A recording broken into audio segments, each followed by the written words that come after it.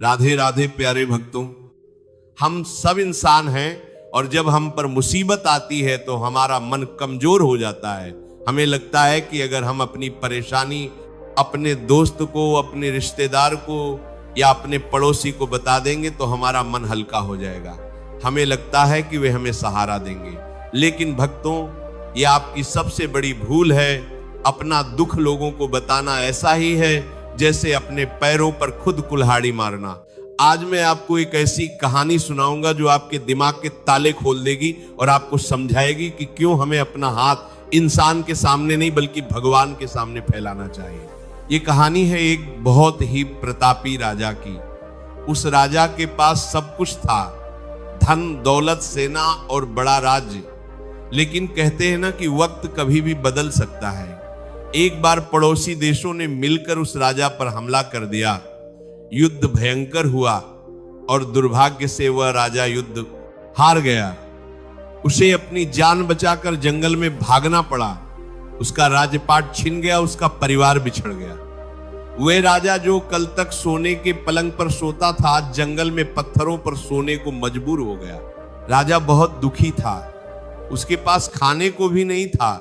वह बहुत हताश हो चुका था। उसे लगा कि अब जीवन जीने का कोई मकसद नहीं बचा। तभी उसे याद आया कि पास ही के एक नगर में एक बहुत पहुंचे हुए फकीर रहते हैं। लोग कहते थे कि वो फकीर बहुत सिद्ध हैं और जो भी उनके पास जाता है उसकी झोली भर जाती है। राजा ने सोचा कि मैं उन महात्मा के पास जाता हूं और उनसे विनती करता हूं कि वे अपनी सिद्धि से मेरा राज्य वापस दिला दें या मेरी मदद करें। राजा फटे हाले उस फकीर की कुटिया की ओर चल पड़ा। जब वह वहां पहुंचा तो उसने देखा कि कुटिया के बाहर बहुत भीड़ है। राजा एक कोने में खड़ा होकर अपनी बारी का इंतजार करने लगा। काफी देर बाद जब भीड़ छंट गई तो राजा ने देखा कि वो फकीर कुटिया के अंदर आंखें बंद करके बैठे हैं और उनके हाथ ऊपर उठे हुए हैं। राजा ने ध्यान से सुना। वह फकीर भगवान से प्रार्थना कर रहे थे। फकीर कह रहे थे कि हे मेरे मालिक, आज आश्रम में भोजन नहीं, कृपया भोजन की व्यवस्था कर दे। हे प्रभु, अमुक भक्त बीमार है, उसे ठीक कर दे। हे ईश्वर, मुझे अपनी भक्ति दे और मेरा ख्याल रखती। वह फकीर बड़ी दीनता से गिड़गिड़ाकर भगवान से मांग रहे थे। राजा ये सब देख रहा था। जैसे ही फकीर की प्रार्थना खत्म हुई, उन्होंने आंखें खोली और राजा को देखा। फकीर ने पूछा कि भाई तुम कौन हो और यहाँ किस लिए आए हो? बताओ तुम्हें क्या चाहिए, मैं तुम्हारी क्या मदद कर सकता हूं। राजा कुछ पल चुप रहा, फिर उसने फकीर को प्रणाम किया और कहा कि महाराज, मैं यहाँ आपसे कुछ मांगने आया था, लेकिन अब मैं वापस जा रहा हूं। मुझे अब आपसे कुछ नहीं चाहिए। फकीर हैरान हो गए। उन्होंने पूछा कि अरे तुम इतनी दूर से आए हो और बिना मांगे वापस जा रहे हो, आखिर बात क्या है? तब राजा ने जो जवाब दिया वह मेरे प्यारे भक्तों हम सबके लिए एक बहुत बड़ा सबक है। राजा ने कहा कि महाराज, मैंने अभी देखा कि आप खुद उस परमात्मा से मांग रहे थे। आप खुद भिखारी बनकर उस ईश्वर के सामने हाथ फैला रहे थे। तो मैंने सोचा कि अगर मुझे मांगना ही है तो मैं उस भिखारी से क्यों मांगूं जो खुद मांग रहा है। मैं सीधे उसी से क्यों न मांग लूं जो सबको देता है और जिससे आप भी मांग रहे हैं।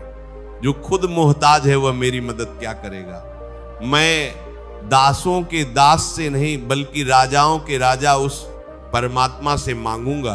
राजा वहां से चला गया और उसने जंगल में जाकर ईश्वर की तपस्या की और अपना आत्मबल जगाया।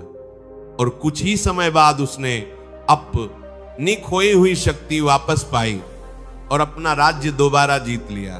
भक्तों, ये कहानी हमें सिखाती है कि ये पूरी दुनिया भिखारियों की बस्ती है। यहाँ हर इंसान दुखी है। हर इंसान के जीवन में कोई न कोई कमी है। कोई धन के लिए रो रहा है, कोई सेहत के लिए रो रहा है, तो कोई औलाद के लिए रो रहा है। जब आप अपना दुख लेकर किसी इंसान के पास जाते हैं तो आप एक भिखारी के पास जाकर भीख मांग रहे होते हैं। वो आपको क्या देगा? जिसकी झोली खुद फटी हुई है। याद रखिए, जब आप लोगों को अपना दुख बताते हैं तो 3 चीजें होती हैं। पहली बात ये कि लोग आपके दुख को एक मनोरंजन की तरह लेते हैं। आज के समय में किसी के पास इतना वक्त नहीं है कि वो आपके आंसुओं की कद्र करे। जब आप अपनी पीड़ा सुनाते हैं तो लोग उसे मजे लेकर सुनते हैं और फिर दूसरों के सामने उसे नमक मिर्च लगाकर सुनाते हैं। आपकी पीड़ा उनके लिए गपशप का एक मुद्दा बन जाती है। दूसरी बात यह कि लोग आपको कमजोर समझने लगते हैं। समाज का नियम है कि वह मजबूत के साथ खड़ा होता है। अगर आप बार बार अपना रोना रोएंगे तो लोग आपसे किनारा कर लेंगे। वे सोचेंगे कि ये तो हमेशा दुखी रहता है, इससे दूर रहो, कहीं ये हमसे कुछ मांग नहीं ले। आपकी इज्जत कम हो जाएगी। लोग आपको बेचारा कहकर बुलाएंगे और बेचारा बनना किसी भी स्वाभिमानी इंसान को शोभा नहीं देता। तीसरी और सबसे महत्वपूर्ण बात यह है कि अपना दुख बताने से दुख कम नहीं होता बल्कि और बढ़ जाता है। जब आप बार बार अपनी परेशानी को शब्दों में बोलते हैं तो आप उस नकारात्मक ऊर्जा को और ज्यादा शक्ति दे रहे होते हैं। आप जितनी बार उस कहानी को सुनाएंगे वह घाव उतना ही गहरा होता जाएगा। पुराने जमाने में लोग कहते थे कि अपने घर का भेदी लंका ढाए। जब आप अपने मन के राज और अपनी कमजोरियां दूसरों को बता देते हैं तो आप उन्हें वह हथियार थमा देते हैं जिससे वे भविष्य में आपको चोट पहुंचा सकते हैं। जिसे आज आप अपना सबसे करीबी दोस्त मानकर सब कुछ बता रहे हैं, क्या पता कल वो आपका दुश्मन बन जाए, तब आपकी वही कमजोरियां आपके खिलाफ इस्तेमाल की जाएंगी। तो फिर सवाल ये उठता है कि इंसान आखिर जाए तो जाए कहां? क्या घुट घुट कर मर जाए? नहीं, आपको अपना दुख साझा करना है, लेकिन सही जगह पर। अपना दुख केवल 2 जगहों पर साझा करो। पहला, खुद के साथ एकांत में बैठो और खुद से बात करो। अपने आप से पूछो कि जो समस्या आई है उसका समाधान क्या है। रोने से समस्या हल नहीं होगी। ठंडे दिमाग से सोचो कि मैं इस मुसीबत से कैसे निकल सकता हूं। जब आप खुद से बात करेंगे तो आपको अपनी अंतरात्मा से जवाब मिलेगा। आपकी अंतरात्मा ईश्वर का ही स्वरूप है। और दूसरा, उस परम पिता परमात्मा के साथ जब रात को दुनिया सो जाए तो सामरिया की तस्वीर के सामने बैठ जाओ और वहां जी भर के रो लो। उसे अपनी सारी व्यथा सुना दो। उसे बताओ कि प्रभु मैं टूट गया हूं, मुझे संभाल लो। विश्वास रखना भक्तों, जब आप दुनिया के सामने रोते हैं तो दुनिया हंसती है, लेकिन जब आप ईश्वर के सामने रोते हैं तो वो आपको अपनी छाती से लगा लेता है। वह केवल सुनता नहीं है, वह समाधान भी करता है। भगवान के सामने आपको किसी मुखौटे की जरूरत नहीं है। वह आपको जज नहीं करेगा। वह ये नहीं कहेगा कि तुम गलत हो, वह बस प्रेम बरसाएगा। जब आप अपनी सारी चिंता की गठरी उसके चरणों में रख देंगे तो आप महसूस करेंगे कि आप बिल्कुल हल्के हो गए हैं। एक बात हमेशा याद रखना, दुनिया में लोग आपकी सफलता से जलते हैं और आपकी असफलता पर खुश होते हैं। अगर आप लोगों को बताएंगे कि मैं बहुत दुखी हूं, मेरा दिवाला निकल गया है, तो लोग खुश होंगे कि चलो अच्छा हुआ, इसका घमंड टूटा। और अगर आप बताएंगे कि मैं बहुत सुखी हूं तो लोग जलेंगे। इसलिए समझदार इंसान वही है जो रहस्यमयी बनकर रहता है। ना अपनी खुशी का बहुत दिखावा करो और ना अपने गम का प्रदर्शन करो। समुद्र को देखिए, वो एक कितना गहरा और विशाल है। उसमें कितनी नदियां गिरती हैं, कितनी हलचल होती है, लेकिन ऊपर से वह हमेशा शांत रहता है। वह अपनी गहराई का रहस्य किसी को नहीं बताता। आपको भी समुद्र बनना है। अपने अंदर के तूफानों को अंदर ही संभालो। चेहरे पर हमेशा एक मुस्कान रखो। यह मुस्कान आपके दुश्मनों को हराने का सबसे बड़ा हथियार है। विचार कीजिए कि एक बीज जब मिट्टी में दबता है तो वह अंधेरे में होता है। वो अपना कष्ट किसी को नहीं बताता। वह चुपचाप उस दबाव को सहता है और उसी चुप्पी के कारण वह एक दिन विशाल वटवृक्ष बन जाता है, जिसके नीचे हजारों लोग छांव लेते हैं। अगर वह बीज अपना सीना फाड़कर सबको दिखाए कि देखो मैं कितना परेशान हूं, तो वो कभी पेड़ नहीं बन पाएगा, वो वहीं सूख जाएगा। आपका दुख भी उस बीज की तरह है। इसे अपने भीतर दबा कर रखिए, इसे अपनी तपस्या बनाइए। जब आप अपने दर्द को अपने अंदर पी जाते हैं तो वह दर्द एक दिव्य ऊर्जा में बदल जाता है। वही ऊर्जा आपको साधारण मनुष्य से महामानव बनाती है। जो इंसान हर छोटी बात पर रो देता है वह कभी महान नहीं बन सकता। महानता के लिए आंसुओं को पीकर उन्हें मुस्कान में बदलना पड़ता है।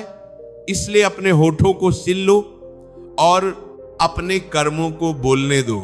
जब लोग देखें कि इतनी मुसीबतों के बाद भी ये इंसान टूट नहीं रहा है, ये अब भी मुस्कुरा रहा है, तो वे हैरान हो जाएंगे। वे आपकी हिम्मत का लोहा मान लेंगे।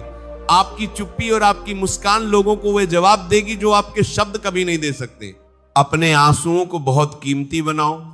इन्हें हर किसी के लिए मत बहाओ। ये मोती हैं, इन्हें सिर्फ उस बांके बिहारी के चरणों में अर्पित करो।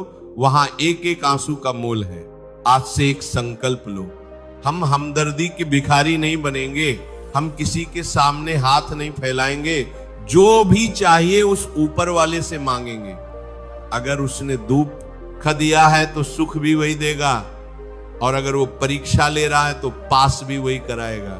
जीवन एक संघर्ष है और इस संघर्ष को अकेले ही लड़ना पड़ता है। कुरुक्षेत्र के युद्ध में अर्जुन के साथ कृष्ण थे, लेकिन गांडीव अर्जुन को ही चलाना पड़ा था। कृष्ण ने हथियार नहीं उठाया था। वैसे ही भगवान आपको राह दिखाएंगे, आपको हिम्मत देंगे, लेकिन लड़ना आपको ही पड़ेगा। अपने पैरों पर खड़े हो जाओ, अपनी रीढ़ की हड्डी सीधी रखो और मुसीबतों की आंखों में आंखें डालकर कहो कि मैं डरने वाला नहीं हूं, क्योंकि मेरा हाथ मेरे गोविंद ने पकड़ रखा है। जब आप इस स्वाभिमान के साथ जिएंगे तो दुनिया आपके पीछे आएगी। जो लोग कल तक आपका मजाक उड़ाते थे वे आपकी इज्जत करेंगे, क्योंकि दुनिया झुकती है, बस झुकाने वाला चाहिए। मुझे उम्मीद है कि उस राजा और फकीर की कहानी ने आज आपकी आंखों से भ्रम का पर्दा हटा दिया होगा। अब आप समझ गए होंगे कि इंसानों से उम्मीद लगाना व्यर्थ है। असली दाता तो वे राम हैं। उम्मीद है आज की ये वीडियो आपके जीवन में एक सकारात्मक बदलाव लाएगी। अगर आपको इस वीडियो से कुछ नया सीखने को मिला या कोई प्रेरणा मिली तो इसे लाइक करके हमारा उत्साह जरूर बढ़ाएं। आपके मन में क्या विचार हैं हमें कमेंट्स में राधे राधे लिखकर जरूर बताएं। आपके हर एक कमेंट से हमें प्रेरणा मिलती है। ऐसी ही और भी ज्ञानवर्धक और मोटिवेशनल वीडियो देखने के लिए चैनल को सब्सक्राइब करें और बेल आइकन को ऑल पर सेट कर दें, ताकि आप कोई भी अपडेट मिस न करें। मिलते हैं अगली वीडियो में। भगवान आपको हमेशा खुश रखे। राधे राधे।